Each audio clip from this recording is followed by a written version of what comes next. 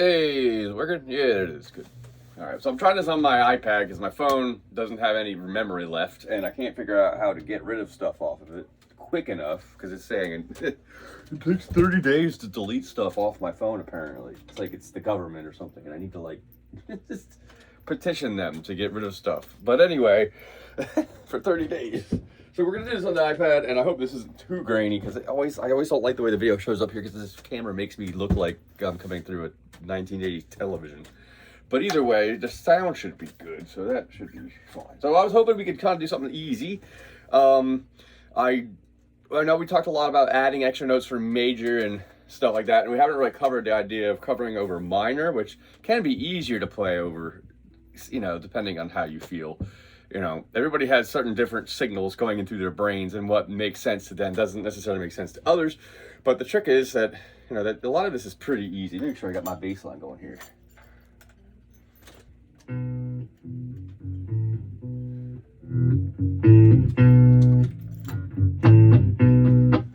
right, so this is a song we're gonna do. This is called Chitlin's Con Carne by Kenny Burrell, okay? Now, it's really just a blues chord progression with a minor tonality. So really, it's just we don't play any major thirds on any of the chords, okay? So no 7 chords, they're all minors. Except for the 5 chord, we could do that big set to a 7 chord. All right, so here, let me see. Am I on my guitar? Oops.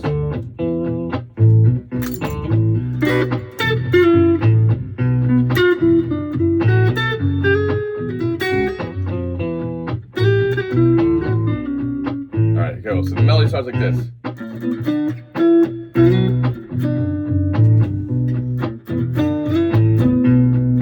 Key of B minor.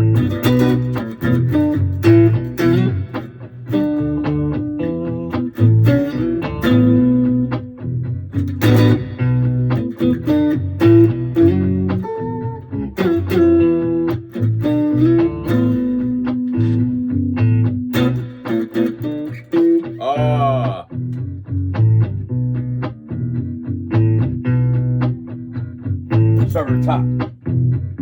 Alright, so the trick is you gotta make sure your guitar's tuned. That helps. My low E string was drop D from the last lesson. So, coming back around. Alright, let me play it for you again. And it's an easy part. You're going to work with octaves and playing in minor, B minor. So, guys, just start.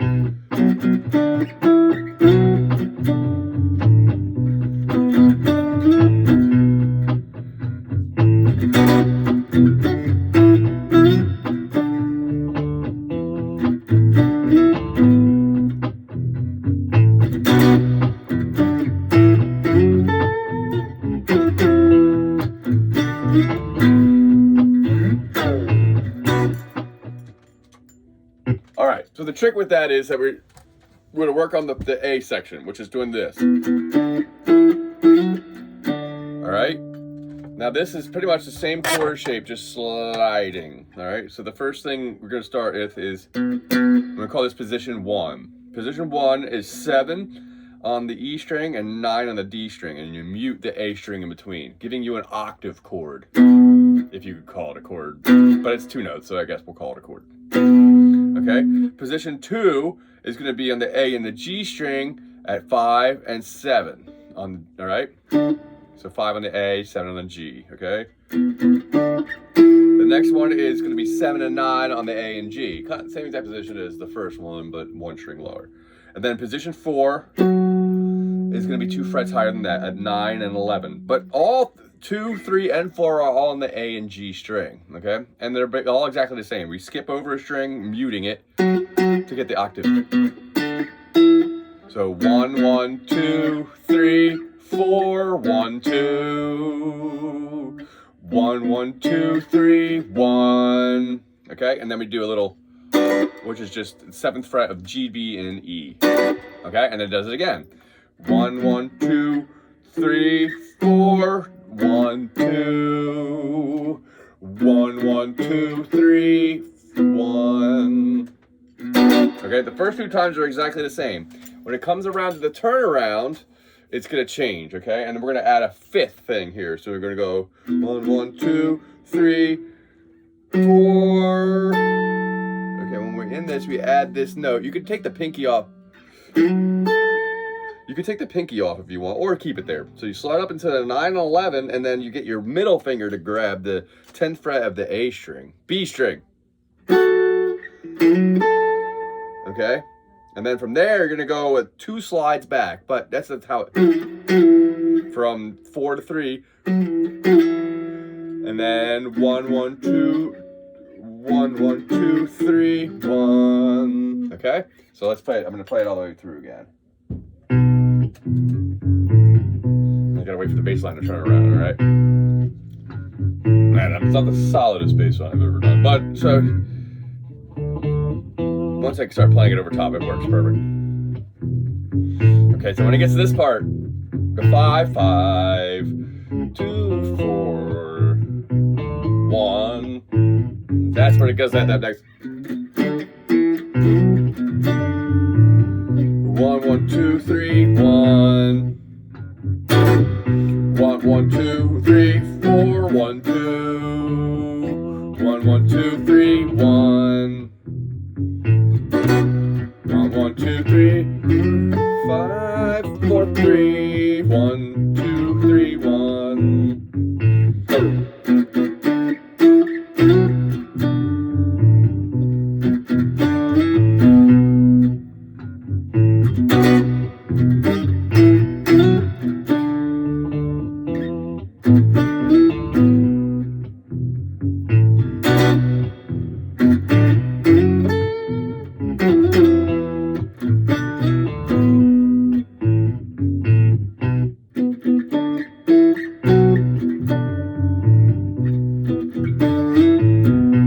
You can treat this as a single note melody too if you wanted to do on the D.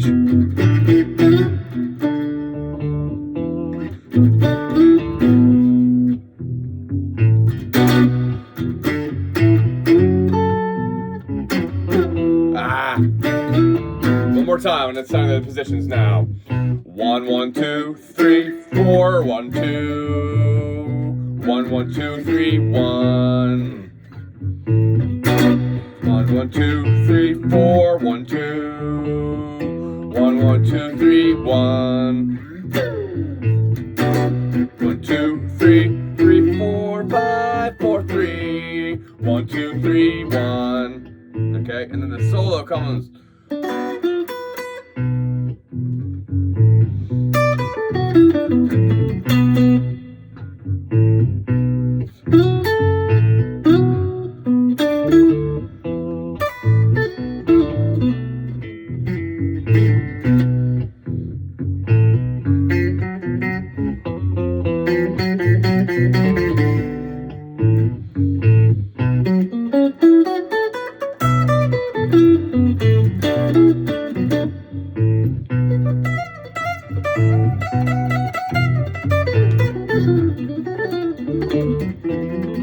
Alright, so the trick of all of this is, oops, I'm trying to pause you. Let's not do that. Alright, so now that's the A section. And the whole thing is really turns into a solo over to exactly the same thing, which is what I was just doing and demonstrating it. Alright, so I quoted kind of the melody from, and I forgot to mention, this is a Kenny Burrell tune. I think I said this at the beginning, I hope. Chitlins Concardi, Stevie Ray Vaughan also covered it, but his version is almost exactly the same. It's slightly different, slightly as far as the feel, because they're two different guitar players kind of doing their thing. But the thing is, like, over the key of B minor, right? He starts with this like. So I do this thing with a little arpeggio, and I was trying to get into some rakes. I did it really good there. Not every time I play it is that good.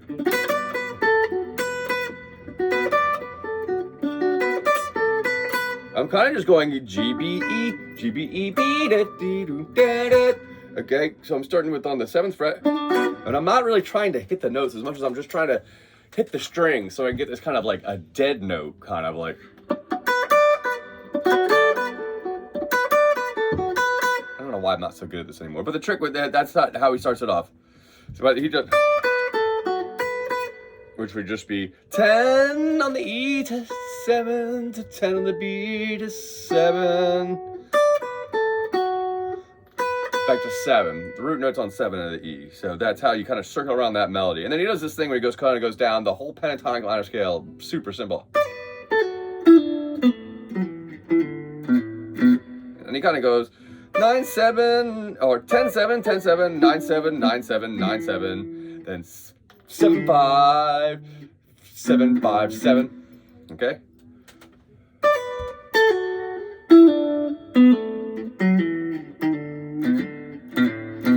Okay, I kind of do this with pull-offs. You don't have to, though. I'm a big old pull-off, hammer-on, pull-off kind of person, so every single thing I try and do is kind of involve those a little bit. All right, so then a lot of the other stuff I was doing was kind of coming from the idea of, like, we did this, like...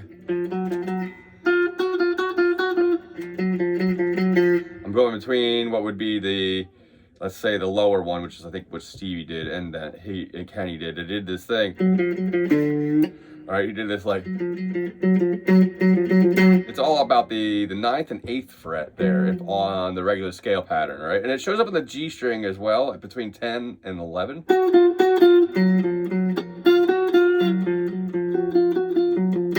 All right, I just kind of use that as a little tension release melody. It sounds nice when you have that.